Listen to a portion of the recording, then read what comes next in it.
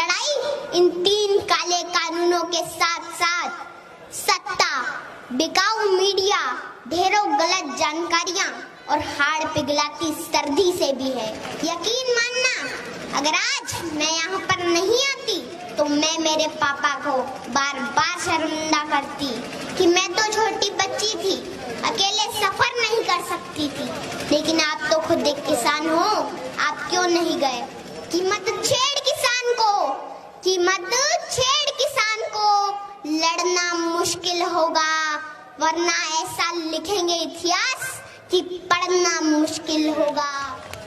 यहाँ पर उपस्थित सभी किसान योद्धाओं, माता बहनों को मैं दिल की गहराइयों से सलाम करती हूँ। आज इस किसान महाभारत को 1 महीने से अधिक वक्त बीत